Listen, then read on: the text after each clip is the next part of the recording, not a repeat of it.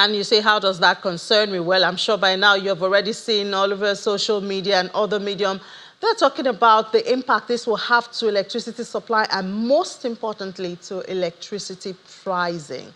Well, let's talk about that now with the spokesperson of the DISCOs, that the distribution companies of the country, Mr. Sunday Odunton, I beg your pardon, Barrister Sunday Odunton. Barrister, good afternoon, and thank you so much for your time this afternoon. Good afternoon. Thank you for having me. Good afternoon. Yeah, so there's the talk of possible electricity tariff hike because of the repricing we've seen in the gas. Obviously, gas is what they use for the generation of electricity. Please paint the picture for us. What's going on? What can we expect? Well, the issue of whether or not there will be an increase in tariff, electricity tariff, is still in the realm of speculation.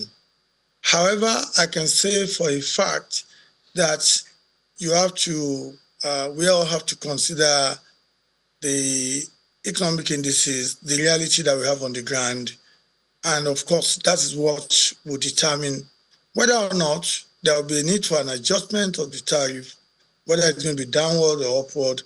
Again, that's the job for the regulator, and our regulator are doing their best to ensure that things are done properly and we don't put Nigerians in a more difficult situation. However, there is always a need for cost recovery. You cannot do a business without considering the cost of doing that business. So for now, I can say there's no such an announcement yet from those who have the legal mandate to do that, which is the Nigerian Electricity Regulatory Commission. Any other media report to the effect of that is just in the realm of speculation. Thank you. All right, but help us to understand some of the implications of the change in the base price to $2.42 per million British terminal. What does it mean? What does it translate to? Okay, what it means is that when you're talking about cost of production of any product, the moment any of your raw materials, the moment the cost of it go up, it will increase your cost of production, and that may increase the price of the product. In the case of Nigerian electricity supply industry, we produce electricity in Nigeria through two major areas, which is the use of gas and water. The water is the hydroelectric power plants. We have three of that are currently on stream. Others are coming. We have Kanji, we have Jeba, and we have Shiroro. Those three are in Niger State. Apart from those three, all other power plants that are currently working use gas. They are gas-fired thermal plants. As a result of that, gas is a very essential raw material. And because of that, the cost of gas, of course, has an impact on the cost of electricity, because this is part of what I call the raw materials, the essential raw material that is required to produce electricity. So that's what we have. So until we get to that point, nobody can say for sure what will happen. That's the truth. All right, just before that gas story, we did see statistics from DISCOs, and I see you guys are making quite a lot of money, I must say. The DISCOs generated a total of 294.95 billion. And yet we see the growth rate of metering customers reducing. What's going on with the meters? We have maps and some other programs and attempts. Okay, thank you very much. When you see what look like humongous income, as you call it, it is because people don't understand what we are talking about. People are looking at the volume. Let me give you an example. A particular DISCO. You know, DISCOs, we are distribution companies. We buy electricity to sell to Nigerians. We distribute that electricity that is produced. And we're a collection agent. When we collect money from you, that money goes upstream to service, to pay for the generation company. They have to pay for the production of electricity. They also have to pay the gas suppliers. we have to pay the transporter of electricity, which is the Transmission Company of Nigeria. We have to, there are some loans that are being repaid back to central bank and some other stakeholders. Now, a particular disco, I'll give you an example of one of the discos. Their energy, the energy they received, the energy they purchased was about 12 billion naira for the month. That was 2 months ago. And they were able to collect 8 billion. When you hear 8 billion, you hear a lot of money. You say, that's a lot of money. They're making money. But you should remember they are in debt up to at least 4 billion that month. And from that statistics, where you see that our revenue has increased, what it speaks about, it speaks to our collection efficiency.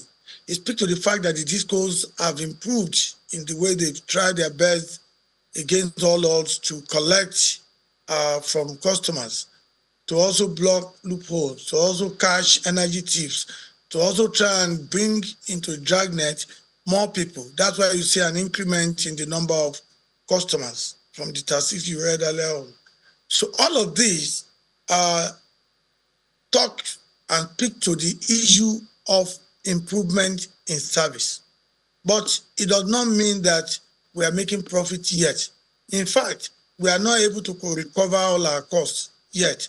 We are trying our best to make it better, but we're still not there yet. If you look at a disco like Benin Electricity Distribution Company, if you check BEDC, in the last 12 months, you will see quite a lot of improvement in everything: collection, the collection efficiency, ability to reduce losses, and all of those things. These are about improvement. That's what we want people to understand. We want our government, we want regulators and people to understand that where there are improvements, we should encourage those who are doing their best to improve on the service. We should not stop or impede a winning team. What we should try to do is to encourage them and find every possible means to ensure that the power sector things improve generally in the power sector. So when you see that money in it, we're not making those billions and we're not pocketing those billions. We're using to not only service debt, we have to pay the gas suppliers, we have to ensure that every stakeholder gets what is due to them. As of today, no disco is able to remit 100% back upstream. But we have improved so much that I can tell you that we are better today than we were 10 years ago. So that's all I can say on that. And we hear that some government agencies and parastatals are still owing the discos. Do you have a plan? That's correct. Do you have a That is plan correct. for that? Well, I want to commend the President of Nigeria, President Bola Ahmed Tinubu, who broke the jinx of ensuring that the presidential villa in Abuja are now paying their bill or paying their debt. So we want all ministry, departments, and agencies to copy the Assurance Villa. If the agencies pay their debts, they pay their bill, the issue of liquidity crisis that we have will be reduced. So it's a question of everyone playing their part. You see, it's about time that they begin to play their part. And I also want to thank the government for coming with the initiative of metering the military installation, beginning with the Ikeja cantonment. So if you give them meters, they can money. They can also be able to measure their consumption and then pay as you go in the case of prepaid meter. Then earlier you mentioned the issue of metering gap.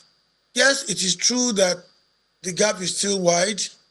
Part of the problem for that is still a question of liquidity, cost, because the meter manufacturers or meter suppliers, all that they are doing come at a cost, and there's a foreign exchange component to it. Because some of the components that they use in manufacturing meters are imported. You can't get everything from Nigeria to manufacture a meter. And the fluctuation in the foreign exchange and all other things, as are now, including the rate of inflation, the exchange rate and all those things, combine together to make the cost of meter go up. That is what is impeding what will have been a speedy effort at metering Nigerians. So I just want our people to be patient. I believe that government is working on it, and it is in our interest as DISCOs for every of our customer to be metered. When you are metered, I can measure your consumption. When you are metered, I can be sure that everything will be working well. I'll be able to recover my costs. And when you are not metered, you'll be wasting electricity. There'll be a lot of leakages. Energy theft is a major problem. And in fact, the greatest challenge we are facing today is energy theft. And with the energy theft, unless and until we are able to reduce this significantly or stamp it out completely, I think we'll continue to be in debt. So when you hear of billions of naira being collected, that's kudos to the DISCOs for an improvement in their collection efficiency. Kudos to the regulator for doing their job. Kudos to the government for encouraging us. We should all work together. What we need in Nigeria is collaboration. We need to work together and ensure that we deliver a very sustainable power sector. And that's, of course, what I believe both the current government, the generation companies, the transmission company of Nigeria, and the distribution company, that's what we're all doing together. We're working together nowadays more than ever before. That's the point. All right, thank you so much for that, Mr. Barrister Sunday Oduton, a spokesperson of DISCOs. Really appreciate your time. Thank you.